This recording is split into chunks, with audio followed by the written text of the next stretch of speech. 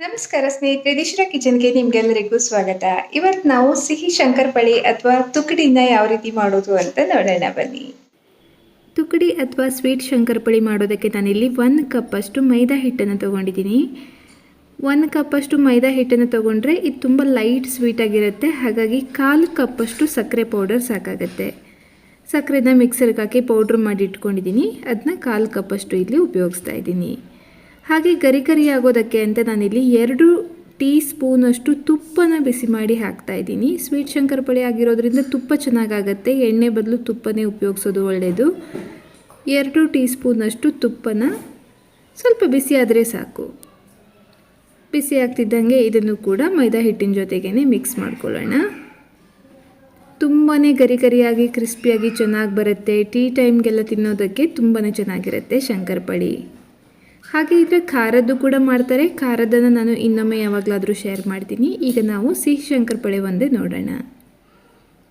ಇದನ್ನ ಕಲಿಸ್ಕೊಳ್ಳೋದಕ್ಕೆ ಹಾಗೆ ಒಮ್ಮೆ ಕೈಯಲ್ಲಿ ಮಿಕ್ಸ್ ಮಾಡ್ಕೊಳ್ಳಿ ಡ್ರೈ ಆಗಿನೇ.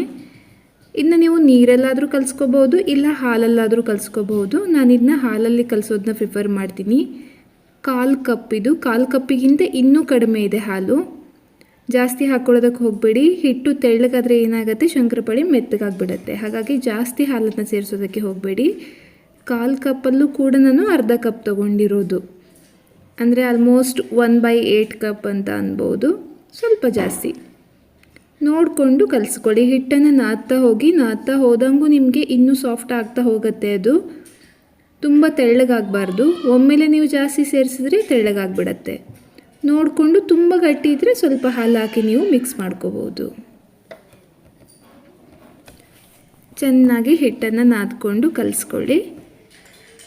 ನೀಟಾಗಿ ಚಪಾತಿ ಹಿಟ್ಟಿಗಿಂತ ಸ್ವಲ್ಪ ಗಟ್ಟಿ ಇರಬೇಕು. ಚಪಾತಿ ಹಿಟ್ಟಿನಷ್ಟು ಸಾಫ್ಟ್ ಮಾಡೋದಕ್ಕೆ ಹೋಗಬೇಡಿ. ಅದಕ್ಕಿಂತ ಸ್ವಲ್ಪ ಗಟ್ಟಿ ಕಲಿಸ್ಕೊಂಡ್ರೆ ಸಾಕು. ಇಷ್ಟು ಗಟ್ಟಿ ಇದ್ದರೆ ಸಾಕಾಗತ್ತೆ.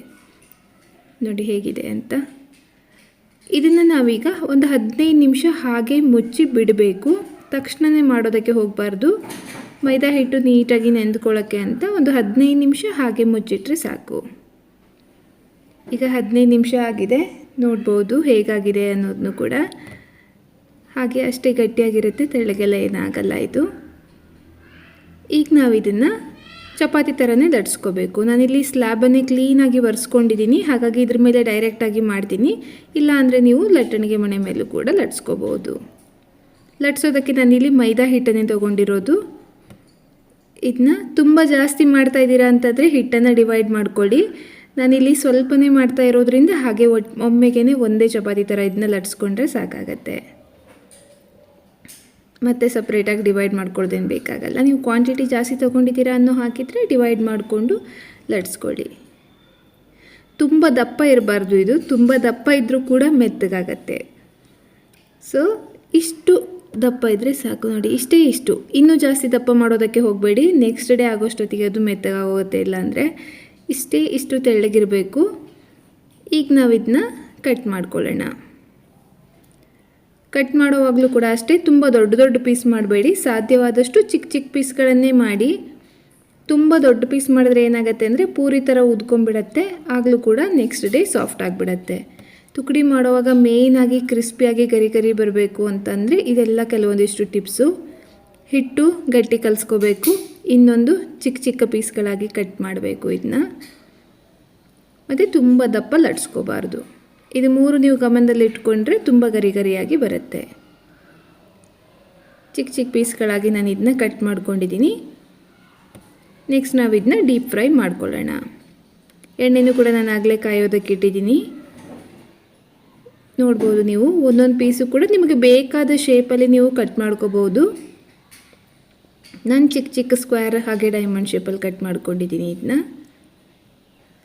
ಎಣ್ಣೆ ಬಿಸಿ ಆಗ್ತಾ ಇದ್ದಾಗೆ ಇದನ್ನ ಒಂದೊಂದಾಗಿ ಹಾಕ್ತಾ ಹೋಗಬೇಕು. ಸ್ವಲ್ಪ ಫಾಸ್ಟಾಗಿ ಹಾಕಿ. ಇಲ್ಲ ಅಂದರೆ ಫಸ್ಟ್ ಹಾಕಿರೋದು ಬೇಗ ಕೆಂಪಗಾಗಿಬಿಡತ್ತೆ. ಮಿಕ್ಕಿರೋದು ಬೇಯಿಸೋಷ್ಟರಲ್ಲೇ ಕೆಂಪಗಾಗ್ತಾ ಬಂದುಬಿಡತ್ತೆ. ಸೊ ಹಾಗಾಗಿ ಫಾಸ್ಟಾಗಿ ಹಾಕಿ ಇದನ್ನ ಸಣ್ಣ ಉರಿನಲ್ಲೇ ಕರಿಬೇಕು. ಜಾಸ್ತಿ ಫ್ಲೇಮನ್ನು ಜಾಸ್ತಿ ಇಡೋದಕ್ಕೆ ಹೋಗಬೇಡಿ. ಸಣ್ಣ ಉರಿನಲ್ಲೇ ಇದನ್ನ ಗೋಲ್ಡನ್ ಬ್ರೌನ್ ಕಲರ್ ಬರೋವರೆಗೂ ಕೂಡ ಸ್ವಲ್ಪ ಡಾರ್ಕ್ ಕಲರ್ ಬರಬೇಕಾಗತ್ತೆ. ಇದು ತುಂಬ ಲೈಟ್ ಕಲರ್ ಮಾಡೋದಕ್ಕೆ ಹೋಗಬೇಡಿ. ಸ್ವಲ್ಪ ಡಾರ್ಕ್ ಕಲರ್ವರೆಗೂ ಕೂಡ ಬಣ್ಣ ಬದಲಾಗೋವರೆಗೂ ಇದನ್ನ ಕರಿಬೇಕಾಗಿರೋದು. ತುಂಬಾ ರುಚಿಯಾಗತ್ತೆ. ಸಿಂಪಲ್ಲಾಗಿ ಬೇಗ ಆಗುವಂಥ ರೆಸಿಪಿ ಇದು.